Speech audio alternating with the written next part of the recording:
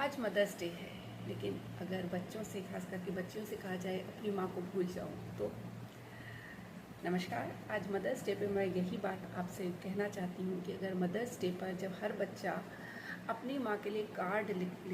बना रहा है, कहीं पोइट्री लिख रहा है, कहीं पोइट्री नहीं आती है तो किसी की पोइट्री पढ़ के उसको कार्ड में उतार रहा है, जो गिफ्ट्स दे सकते हैं वो गिफ्ट दे रहे हैं, जो दूर हैं वो कम से कम फ़ोन करके हालचाल ले रहे हैं,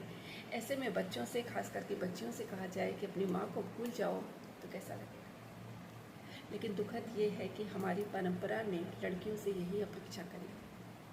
कि जब वो ससुराल में आ जाती हैं उन्हें बार बार कहा जाता है आप अपने माता पिता को भूल जाओ। उनके दुख में, तकलीफ़ में, हारी बीमारी में भी लड़कियां मन महसूस के रह जाती हैं, वो नहीं जा पाती हैं क्योंकि ऐसा सिस्टम बना दिया गया है कि जब तक बुलाने ना आए तब तक नहीं जा सकते, जब तक ले जाने ना आए, छोड़ने ना आए तब तक जो है मायके से नहीं आ सकते। इस सिस्टम के चलते वो भले ही कितनी दुखी रहें, उनको ससुराल में ही जो है कहा जाता है कि अपने सास ससुर को माता पिता समझ लो, और परंपरागत स्त्रियां यही निभाती रही। लेकिन क्या स्त्रियों के अंदर कोई बहुत मीठा सा, कोई बहुत अपना सा, कोई बहुत खास सा मरता नहीं रहा होगा? इस बात को सोचने की जगह हमने ये परंपरा बना दिया कि लड़की गई तो गई, जबकि फैमिली का नाम ही होता है सम्मान और रिश्तों को सहेजना। तो इतनी कटु परंपरा जब आज धीरे धीरे टूट रही है और लड़कियां मायके से रिश्ते रख रही हैं, तब फिर से बात घूम घूम के आ रही है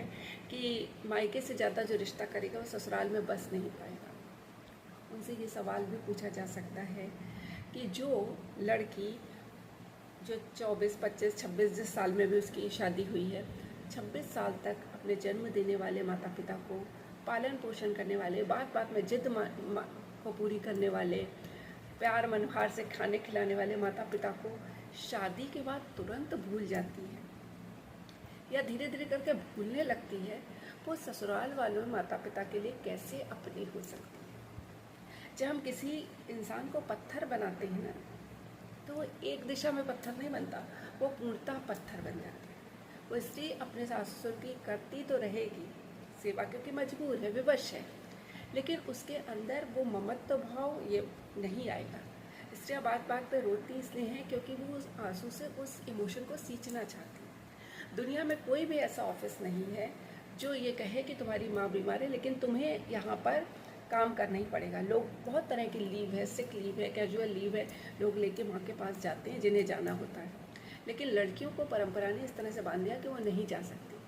तो आप उनसे कैसे एक्सपेक्ट कर सकते हैं कि वो आपकी माँ के प्रति उदार होंगी, या लड़कों से ये एक्सपेक्ट नहीं करेंगे कि वो भी अपनी माँ को छोड़ें। जब